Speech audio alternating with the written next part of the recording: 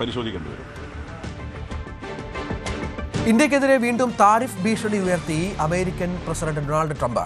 Russian എണ്ണ ഇറക്കുമതിയിൽ India അമേരിക്കയോട് അനുകൂല നിലപാടല്ല സ്വീകരിക്കുന്നത്. ഇക്കാര്യത്തിൽ താൻ അതൃപ്തനാണെന്ന് പ്രധാനമന്ത്രി നരേന്ദ്രമോദിക്ക് അറിയാം. തന്നെ സന്തോഷിപ്പിക്കേണ്ടത് വളരെ അത്യാവശ്യമായ കാര്യമാണെന്നും അല്ലെങ്കിൽ അധിക ചുങ്കം ഏർപ്പെടുത്തുമെന്നുമാണ് ഇന്ത്യയോടുള്ള ട്രംപിന്റെ ഭീഷണി. Cheap Russian oil, keeping Putin's war machine going. We're trying to give the president the ability to make that a hard choice by tariffs. I really do believe that what he did with India is the chief reason India is now buying substantially less Russian oil. So I hope we pass this bill soon. And after this, they wanted to make me happy, basically.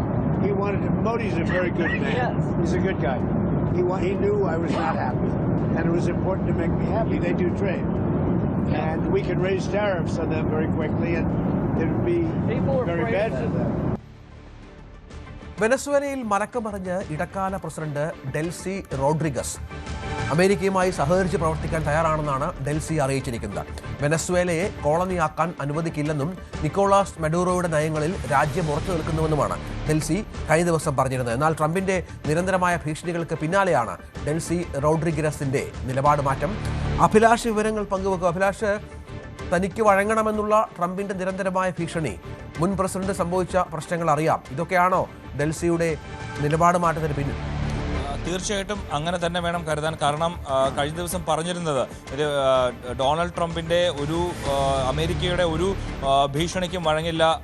Venezuela എപ്പോഴും മദൂറോയുടെ നയങ്ങളിൽ ഉറച്ചു നിൽക്കുമെന്നും അവിടുത്തെ വേണ്ട സൈനികപരമായിട്ടുള്ള കാര്യങ്ങളിൽ ഉറച്ചു നിന്ന് രാജ്യത്തെ മുന്നോട്ട് നയിക്കുമെന്നുമാണ് ഡെൽസി റോഡ്രിഗസ് പറഞ്ഞതെങ്കിൽ ഇന്ന് ഇപ്പോൾ മലക്കം മറിഞ്ഞിരിക്കുന്ന നിലപാടാണ് റോഡ്രിഗസ് എടുത്തിരിക്കുന്നത്. അമേരിക്കയുമായി ചേർന്ന് പ്രവർത്തിക്കാൻ തയ്യാറാണ്. നല്ല സഹകരണത്തോടെ പ്രവർത്തിച്ച് വെനസ്വേലയുടെ സഹകരണം അല്ലെങ്കിൽ വെനസ്വേലയുടെ വികസനം അത് കൃത്യമായി നടത്താൻ എല്ലാ പിന്തുണയും അമേരിക്കയുടെ ഭാഗത്തുനിന്ന് ഉണ്ടാവണമെന്നുള്ള കാര്യം കൂടി ഡെൽസി റോഡ്രിഗസ് ടെലിഗ്രാമിലൂടെ അറിയിച്ചിരിക്കുന്നു എന്നുള്ളതാണ്. ഇത് മദൂറോയെ സംബന്ധിച്ച് ഇടത് സർക്കാരിനെ സംബന്ധിച്ച് വലിയ ഒരു നിലപാട് മാറ്റമാണ് ഉണ്ടായിരിക്കുന്നത്. കാരണം കഴിഞ്ഞ ദിവസങ്ങളിലും ഇന്നുമടക്കം ഡൊണാൾഡ് ട്രംപ് വലിയ രീതിയിലുള്ള ഭീഷണിയാണ് ഡെൽസി റോഡ്രിഗസിനെതിരെ ഉയർത്തിയത്.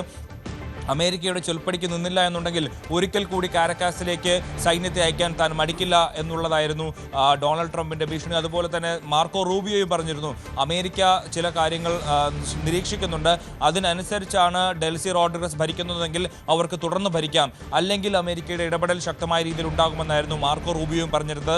ഈ പരാമർശങ്ങൾക്ക് പിന്നാലെയാണ് ഡെൽസി റോഡ്രിഗസ് ഇപ്പോൾ ഇത്തരത്തിലൊരു നിലപാടിലേക്ക് എത്തിയിരിക്കുന്നത്. മാത്രമല്ല മദൂറോ ഇപ്പോൾ അമേരിക്കയിലാണ്, ന്യൂയോർക്കിൽ ാണ്.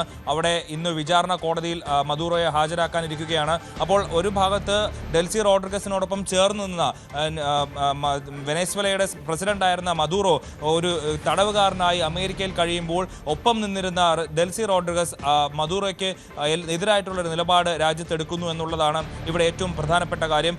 അതേസമയം തന്നെ മദൂറോയെ അവിടെ രക്ഷിക്കുന്നതിന് അല്ലെങ്കിൽ മദൂറോയ്ക്ക് ഒരു സഹായം ഉറപ്പാക്കുന്നതിന് വേണ്ടിയിട്ടുള്ള ഒരു കമ്മീഷൻ കൂടി ഡെൽസി റോഡ്രിഗസ് ഇവിടെ ഏർപ്പാടാക്കിയിരിക്കുന്നു എന്നുള്ളതാണ്.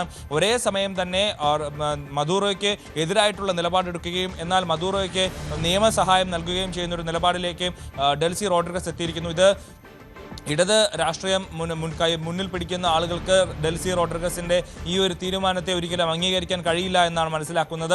അതുപോലെ തന്നെ കൊളംബിയയിൽ ഗുസ്താവോ പെട്രോയെ ഒരു ഭ്രാന്തൻ എന്നാണ് വിളിച്ചിരിക്കുന്നത്. കൊളംബിയയിലേക്കും താൻ ആക്രമണം നടത്താൻ തയ്യാറാണ്, അതിൻ്റെ ഒരുക്കത്തിലാണെന്നുള്ള കാര്യം കൂടി ട്രംപ് പറയുമ്പോൾ അതിന് പിന്നാലെ ഗുസ്താവോ പെട്രോ തിരിച്ചടിക്കുന്നുണ്ട്. താൻ പോരാടി അധികാരത്തിലെത്തിയ ആളാണ്, പെട്ടെന്നുണ്ടായതല്ല. താൻ സമരങ്ങളിലൂടെയും പ്രതിഷേധങ്ങളിലൂടെയും പ്രക്ഷോഭങ്ങളിലൂടെയും പ്രസിഡന്റ് ആളാണ്, തന്നെ അങ്ങനെ പറഞ്ഞ് പേടിപ്പിക്കാനും നിൽക്കണ്ട എന്നുള്ളതാണ് ഡൊണാൾഡ് ട്രംപിനോട് ഗുസ്താവോ പെട്രോ നൽകിയിരിക്കുന്ന മറുപടി. അങ്ങനെ ലാറ്റിൻ അമേരിക്കൻ രാജ്യങ്ങളിലേക്കുള്ള ഡൊണാൾഡ് ട്രംപിന്റെ കടന്നുകയറ്റത്തിൽ ആദ്യത്തെ പരീക്ഷണം വിജയിച്ചിരിക്കുന്നു എന്നുള്ളതാണ്. താൻ ഡൊണാൾഡ് ട്രംപ് വിചാരിച്ചതുപോലെ തന്നെ നിക്കോളാസ് മദൂറോ എന്ന് പറയുന്ന തൻ്റെ 1-ാം നമ്പർ ശത്രുവിനെ ജയിലിലാക്കാൻ കഴിഞ്ഞു. അതുപോലെ തന്നെ ആ രാജ്യത്തിന്റെ ഭരണകൂടത്തെ അമേരിക്കയുടെ ചൊൽപ്പടിയിൽ നിർത്താനും ഡൊണാൾഡ് ട്രംപിന് കഴിഞ്ഞിരിക്കുന്നു. ഇനി അടുത്തത് കൊളംബിയയിലേക്കാണ് എന്നുള്ള സൂചന കൂടി ഡൊണാൾഡ് ട്രംപ് വയ്ക്കുന്നുണ്ട്. രഞ്ജിത്ത്. ശരി.